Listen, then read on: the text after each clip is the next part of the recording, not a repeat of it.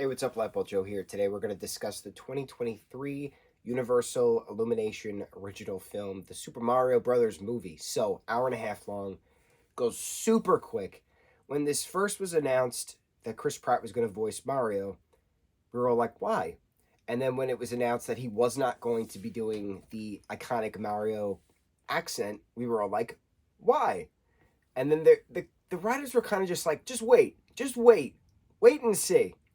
And then watching this finally, because I didn't see it in theaters, grossed over $1 billion, like kicked Disney's butt in theaters with whatever else was running at that same time.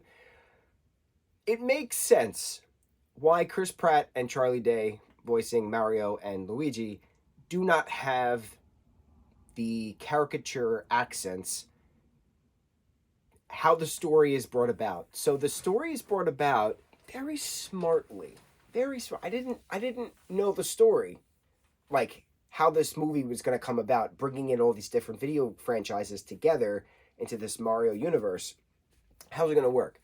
And so having the different Nintendo properties together worked very well.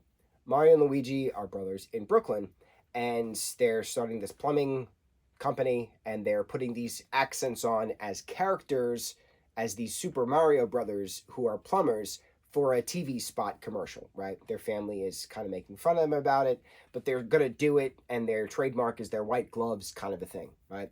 But they don't have the caricature Brooklyn accent, just a standard Brooklyn accent, not as over dramatic as the character we all know and love.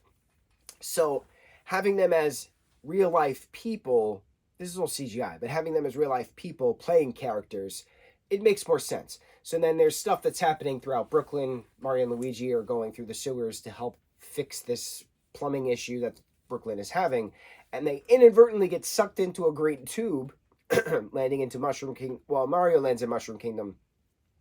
Luigi lands in the Netherworlds. What do they call it? The Dark Worlds, something like that. So he has his Luigi's Mansion moments. Mario has his Super Mario moments. But then there's Super Smash Brother moments when they get to Kong Country. There's Seth Rogen voicing Donkey Kong. You got Diddy Kong pop up. You got Yoshi in there for half a second. It's you got Dry Bones. You got King Boo. You got all these different characters throughout different Nintendo franchises coming together for this Mario Universe project. Anya Taylor-Joy voicing Peach. It's just Jack Black as Bowser singing his Peaches song, which is just so iconic right now. Everybody's obsessed with it. It's inevitable of how many sequels and spin-offs we're going to have from this. And it makes sense because so many things can come from this one film. You have this introduced as a multiverse film.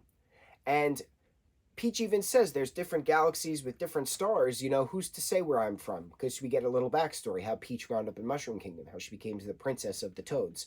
So it's just really cool seeing all this. I just love the nostalgia of it. You got the classic 80s song Hero, which is now a millennial anthem, especially because of Shrek 2. You had another you had Take On Me, another 80s iconic film song, which is in a bunch of different films, but it's just such a millennial nostalgic film corresponding to all these different video game titles coming together. I'm biased with in regards to Mario Kart. That's my favorite Mario game as a whole.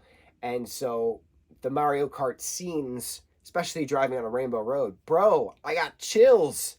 It was so cool. It was a nostalgic film, but it was very well done. It was visually stunning. Illumination does an incredible job with animation, and we all know that from all the Despicable Me and Minions projects, but they've done a lot of other projects aside from that.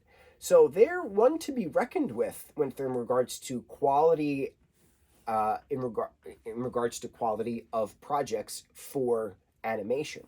So to have the Bowser kidnapping Peach bit of forcing her to marry him and saving everybody within regards to who has been captured within different scenes, and it was so wild, but it was so brought together so well. And then having the worlds collide, where that universe collides with Mario and Luigi's real life universe, and they have to fight Bowser in real life, in real time.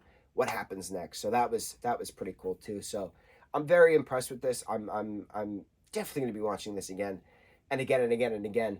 And I cannot wait to see what happens next. The Super Mario Brothers movie. On to the next review.